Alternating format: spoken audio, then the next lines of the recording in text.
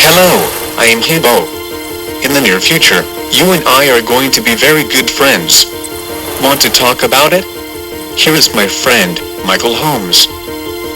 Thanks very much, HUBO. Well, have you ever wondered what your life is going to be like in the future? How robots and technology and medical miracles are going to change the way we all live?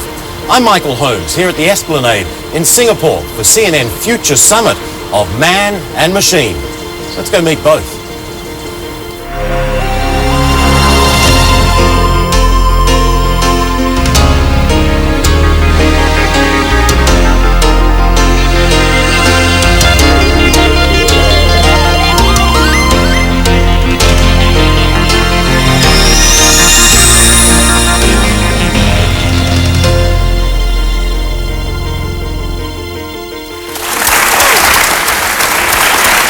Hello again and welcome to CNN's Future Summit of Man and Machine. Now, over the course of the next hour or so, we're going to be looking at the amazing ways that science and technology are going to change our lives with our friend here, and we've got some other friends too. We're going to be talking about robots with Junho Oh, the man who created our friend HUBO. Also, with robotic psychiatrist Joanne Pransky about how robots are going to be part of all of our lives. We're going to talk about the future of stem cell research. That'll be with Dr. Alan Coleman. You may remember one of the men who helped clone Dolly the sheep. We're also going to be talking to Jay Kiesling about how advanced genetics is changing life as we know it. Now, in addition, we've asked along anthropologist Daniela Serki to help put all of this into some sort of perspective, how all of this is going to affect our lives, families and societies, really, whether you like it or not. Let's begin now with our look at the future with my friend HUBO here. Robots have a long way to go before they match their image on the movie screen, no offense to HUBO, but HUBO and his cousins are quickly catching up. Right now, robots can do some useful but not particularly complex things like vacuum the floor, work an assembly line, and walk and talk a little.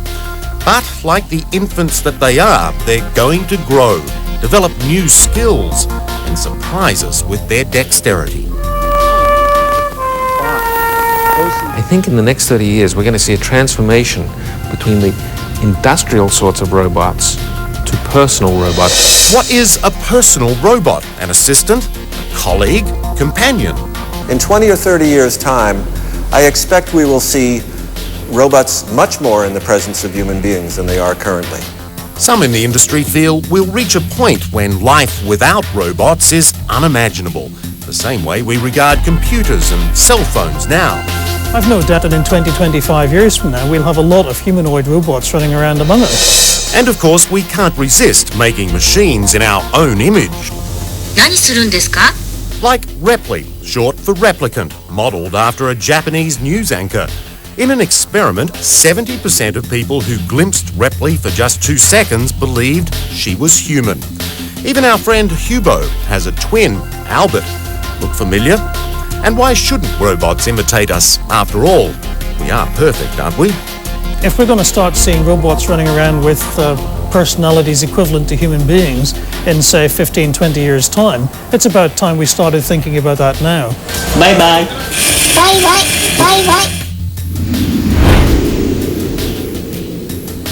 All right, we want to bring now Professor Junho Oh, who really is the man behind our friend HUBO here, and thanks for bringing him along all the way from Korea. First of all, what makes him so special? Give us an idea of what he can do. Okay, he is a humanoid robot. Humanoid robot means it looks like human, he moves like a human. So he looks so simple. It heighs about 120 centimeters. It weighs under 60 kilograms. But in it, there are so many sophisticated things included, like has 41 motors to move all the 41 articulate joint, and the reduction gears, computers, batteries, even communications and intelligence. So through that, he can see the world, he can hear, and he can speak. Even he can understand some verbal comment. Oh, like what? Like what?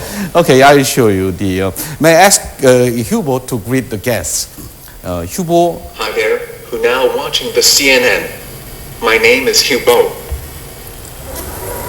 And he's very polite. Yeah, very polite. This Korean way to Yes. make big bow. So what else can he do movement? I'll ask him to give a hand to you to make a handshake. Hubo, would you try to give the handshake for the Yes, Michael? ready to give a handshake. Okay, gently move and up and down. Okay, and I it's can just feel his follow. Yeah, movement right, following exactly, mine, right. exactly. Oh, thank you, Hugo. Very nice to meet you. And I would like to show you that how can he stabilize himself with single leg. So the Hubo will stand with the single leg. I'll show you. Hubo, would you do that? Okay, see? Now, that's a difficult thing for me to do. I on a think that I don't Friday believe night, you can tell do it. that. Yeah, Yeah, it looks very simple, but he's very busy inside. He's measuring his orientation and rate, speed of rate, and the force against the floor, and keep balance all the time by calculation.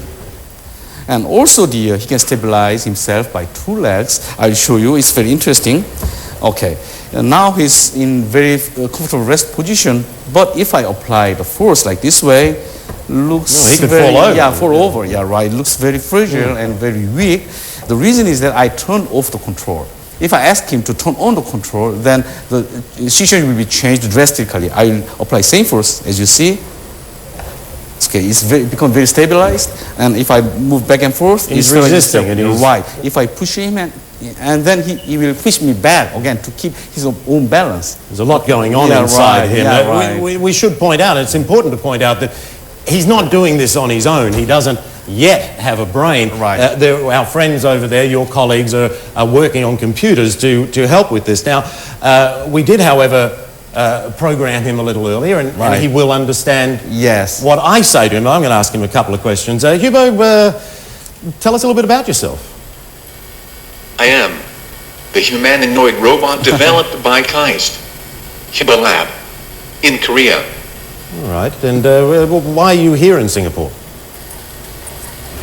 I came here to show you how near the future is, when human beings and my frames, the robots, can hang around.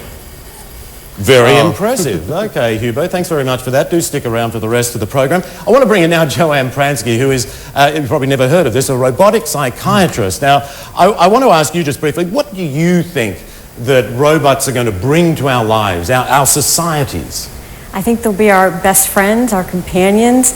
I can't wait for Hubo to be a nanny and to help us in everything that we do, to be a nurse spot to us and possibly take care of us when we're old, and with his unique individual fingers to carry us to a bathtub, and all sorts of relationships will develop with Hubo. All right, that's going to be interesting, but there may be some things to consider too, perhaps some negatives. When we come back after the break, in coming decades, what is it going to be like to live in a world filled with robots like Hubo, but these robots may be smarter, more capable than their creators? We're going to talk about the implications of all of that when CNN Future Summit continues. Do stay with us.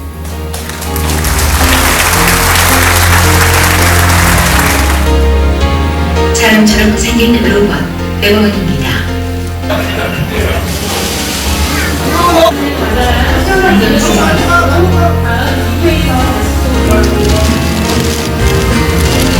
I think in the end, you're right. There is